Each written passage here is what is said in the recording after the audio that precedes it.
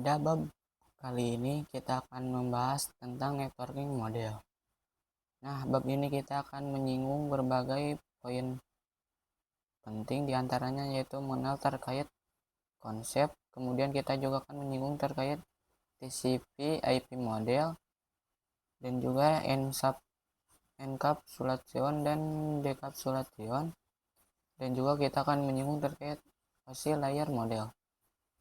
Oke, langsung saja. Yang pertama kita akan membahas tentang konsep dari networking model itu sendiri.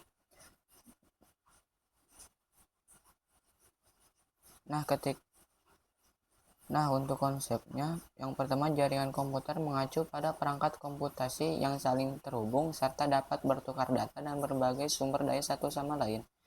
Untuk terjalinnya proses bertukar data tersebut, diperlukannya aturan yang mendefinisikan bagaimana kumpulan komputer agar bisa saling komunikasi. Nah, aturan tersebutlah yang disebut dengan networking models. Jadi, bagaimana setiap vendor dapat saling berkomunikasi dengan open standard networking model yang tersedia. Untuk saat ini, open standard networking model yang tersedia dan terkenal ada dua, yaitu TCP/IP model dan OSI model.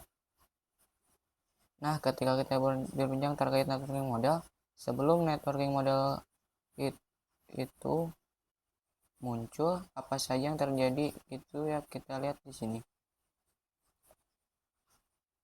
Sebelum networking model lahir, setiap vendor memiliki networking modelnya tersendiri. Salah satu contohnya pada tahun 1974, vendor IBM membuat networking modelnya yang bernama SNA. Jika setiap vendor memiliki networking model tersendiri, maka timbullah masalah. Nah, masalahnya apa? Masalahnya adalah jika suatu jaringan komputer itu terdiri dari beberapa vendor dan setiap vendor memiliki networking model tersendiri, maka itu akan timbul kesulitan menghubungkan antara vendor karena mereka semuanya memiliki model tersendiri. Maka dari itulah datanglah open networking model, yaitu sebagai pembuka agar setiap vendor dapat saling komunikasi.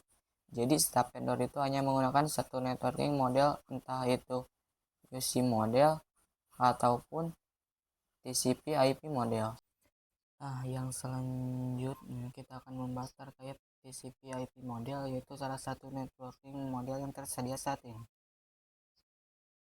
TCP/IP model merupakan jenis networking model yang saat ini umum digunakan. Jadi, TCP/IP itu mendefinisikan suatu protokol agar antar komputer, utamanya yang berbeda network, itu bisa saling komunikasi.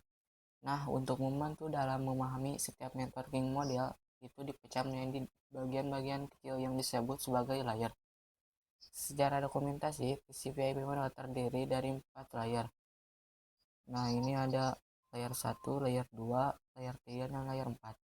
Namun, penerapan dalam real network TCP/IP model lebih mudah untuk dibagi menjadi 5 layer. Ini yang pertama, yang kedua, yang ketiga, yang keempat, dan yang kelima. Nah, kita juga akan membahas dua layer ini pada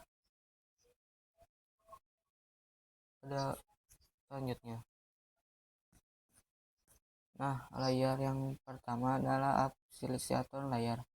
Oscillator layer berfungsi sebagai antarmuka dengan aplikasi, mengatur bagaimana aplikasi dapat mengakses jaringan dan kemudian membuat pesan-pesan berskala.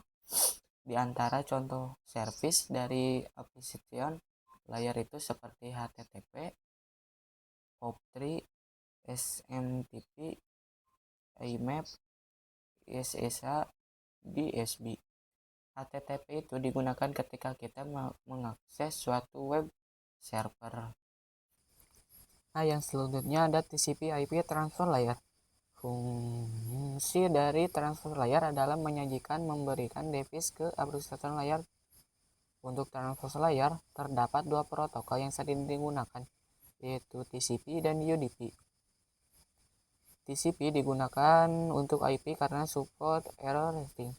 UDP digunakan untuk video streaming, games, dan aplikasi lain yang membutuhkan kecepatan data. Salah satu mekanisme yang disediakan oleh transfer layer khususnya pada TCP itu adalah recovery mekanisme. Nah, yang selanjutnya adalah ada TCP/IP network layer. Untuk network layer hanya terdapat satu, yaitu IP.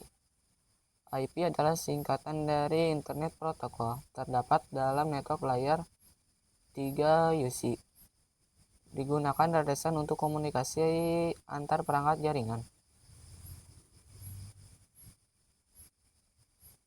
Nah, untuk IP terdapat dua jenis, dan IP menyediakan dua fitur yang sangat penting, yaitu addressing dan routing, yang dimana berfungsi untuk menangani konektivitas dan pemilihan jalur. Nah, yang pertama addressing. Jadi kalau yang addressing itu bahwa IP address itu sendiri yaitu memberikan nama pada perangkat di jaringan komputer. Nah, untuk IP address terdapat dua jenis. Ada IP4 pengamatan 32 bit. IP4 terbagi menjadi 4 blok. Setiap blok ada 8 bit. Jumlah max hostnya bisa kalian lihat di sini. Nah, untuk selanjutnya ada IP6 pengamatan 128 bit.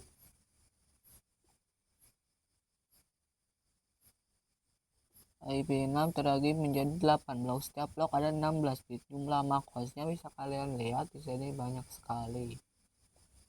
Nah, untuk yang kedua ada routing. Routing salah satu fitur yang disediakan pada IP bagian network layer yang bekerja layaknya kantor pos mencari rute tercepat untuk sampai tujuan. Nah, yang selanjutnya adalah TCP/IP, data link layer, dan physical layer. Data link layer mendefinisikan protokol yang dibutuhkan pada physical layer. Salah satu fitur pada data link layer ialah VCS atau Frame Check Sequence, yaitu error detection mechanism, hanya mendeteksi error tanpa recovery. Addressing yang digunakan pada data link layer adalah MAC address. Physical layer mendefinisikan cabling pada suatu jaringan komputer atau mendefinisikan secara fisik apa yang digunakan untuk menghubungkan antar device. Nah, untuk yang selanjutnya kita akan membahas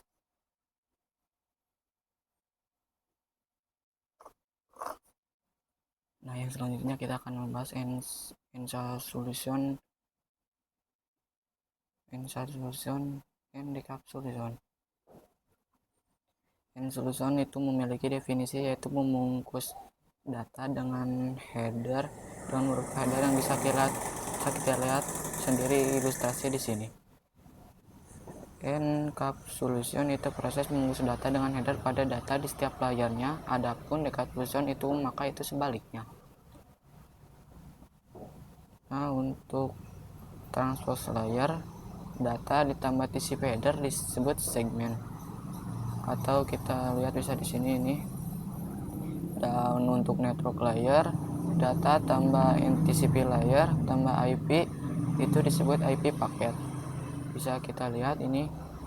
Nah, untuk data link layer, data ditambah TCP header ditambah IP ditambah DL header atau detailer disebut frame. Nah, untuk selanjutnya UC model konsep. Untuk saat ini model yang sering digunakan hanya TCP atau IP karena untuk dari sisi perkembangan protokolnya atau modelnya TCP atau IP lebih dominan dibanding UC layer. Nama UC layer biasa dipelajari karena sudah mudah dipahami. Sebelum networking model ada, setiap vendor membuat atau memiliki network modelnya masing-masing. Karena setiap vendor memiliki networking model yang berbeda-beda, maka komunikasi antar vendor sulit dilakukan. Jadi usaha untuk membangun suatu jaringan komputer sangat gede. Banyaknya vendor tadi itu bagaimana upaya agar tetap bisa berkomunikasi dengan baik antar vendor satu dengan vendor yang lainnya. Oleh karena itu, dibuatlah sebuah model atau sebuah standar atau spesifikasi minimum oleh ISO International Organization for Standardization pada tahun 1984, yaitu dengan nama UC, Open System Interconnection, atau bisa juga disebut UC 7 Layer Model. Nah, untuk UC model layer terdapat 7 lapisan layer pada model UC. Yang pertama ada application layer, yang kedua presentation layer, yang ketiga session layer, yang keempat transport layer, yang kelima network layer, yang keenam data link layer, yang ketujuh physical layer. Nah, untuk lower layer berkaitan dengan user interface, data formulir, dan communication section 1 sampai 4. Yang di sini 1 sampai 4. Nah, untuk upper layer berkaitan dengan bagaimana data itu mengalir 5 sampai 7. Yang ini 5 sampai 7. Segitu saja pembahasan dari saya. Mohon maaf bila ada kekurangan. Wassalamualaikum warahmatullahi wabarakatuh.